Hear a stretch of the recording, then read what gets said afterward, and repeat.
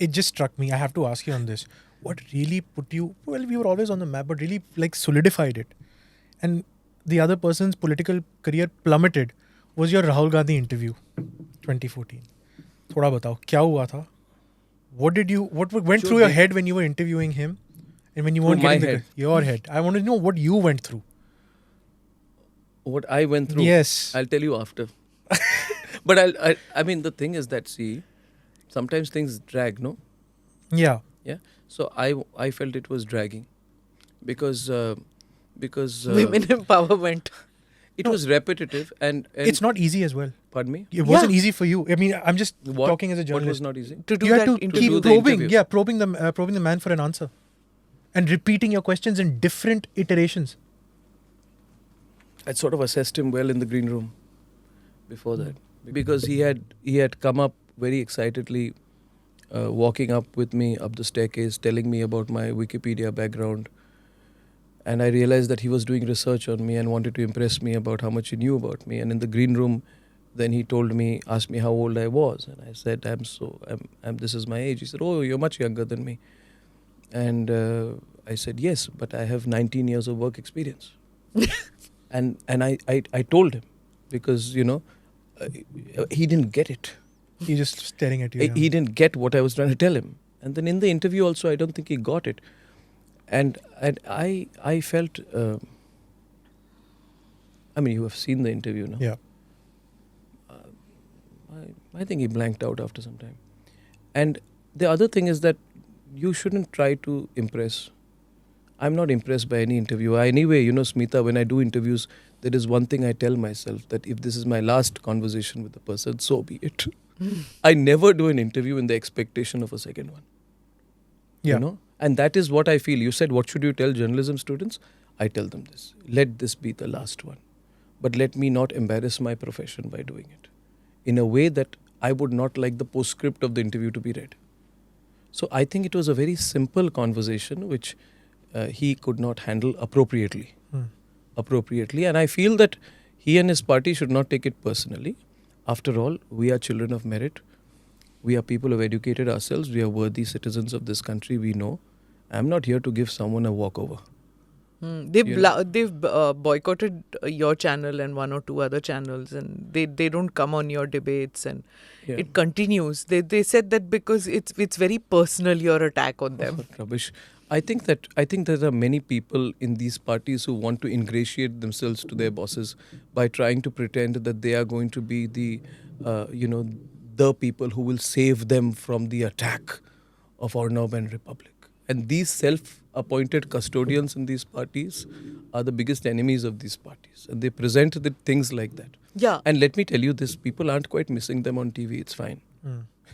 People aren't writing to us to ask them to come. Yeah, so... it's okay. We don't miss them. And we don't have this... you see, Smita, we don't have anything to gain or lose by a political party coming. I have at one point of time been boycotted by all parties. When I did the story on 21 parliamentary secretaries being appointed wrongly by the Aam Aadmi Party, I was boycotted by them.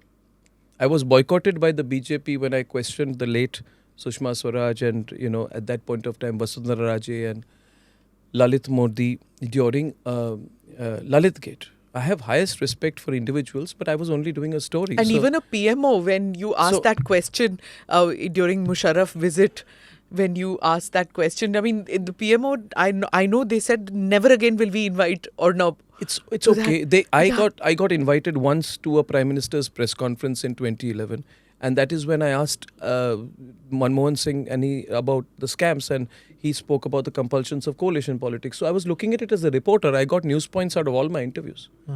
About the Rahul Gandhi interview, the interview became a news point. Yeah, the interview became a news point, which was not the intention. I was just simply doing a straightforward chat. So you've been in this rarefied air where you've met him and all. I haven't met him. So not a rarefied air? Yes. How many Who's people rarefied air? How many people have met the first family of the Congress? You have interviewed Sonia Please Gandhi and Rahul Gandhi. Very few people can boast of that. So but I object to the use of the phrase. It's rarefied air. It's rarefied air. So you've seen him. You've seen him, yes. Right? In this sort of new relaunching that they're trying to do with this Bharat Jodo and etc. Do you think he can? I mean, he's a credible opposition? Or can he put up a real fight against the BJP election machinery now? This is a conversation only in Lutyens Delhi. Hmm. This whole conversation, can the Congress do it? Can it be done? Is a conversation that is happening within a 10 to 10 square kilometer area in this city. I can assure you that. And it is a conversation which is obsessing them. And I think that people in Delhi media should go out of the city and then experience outside. This is not a conversation outside. Not a conversation outside. Any party, any individual can transform themselves, but they have to be connected to this country in spirit. In spirit, not through social media campaigns, not through what you call minders. If we want to have a political party with its 53-year-old debutants and 75-year-old minders, good for them. They can keep relaunching themselves. I have no problem with it. But it is not a matter which I spend too much time thinking about in this country. There are so many things to do. I really don't have an opinion on it. If you're asking me for my guess, no. Yeah. Not in this way. Not in this carefully manicured way, Ishan. Anything that is true is always it comes out as raw. Anything which is true is not manicured, is not well planned. It does not need minders. If you're true and you're going to be accepted by the people of this country, any political leader who rises from the masses will be accepted by the people of India in the future. Right. And anyone who goes through a political finishing school, right, done by people who've lost themselves, will never be successful in this country. That is what I am observing. I mean, it's not that I need to be right, but that's my sense of it, Ishan. Country has moved on. The country has moved on, and people are very aware. Very aware. You know, they don't look up anymore to any individual. They don't look at anybody as a first family. They don't look at anyone being first among equals anymore. There is a competitive spirit which the Prime Minister alluded to in his speech when he spoke about an aspirational country. Right. An aspirational country will not look up to someone because they are from a family. This is my view. And I love that aspirational aspect of India. But the narrative in Delhi is still stuck 20 years back. They're still asking in 2022 the questions which became irrelevant somewhere around 2006, 2007.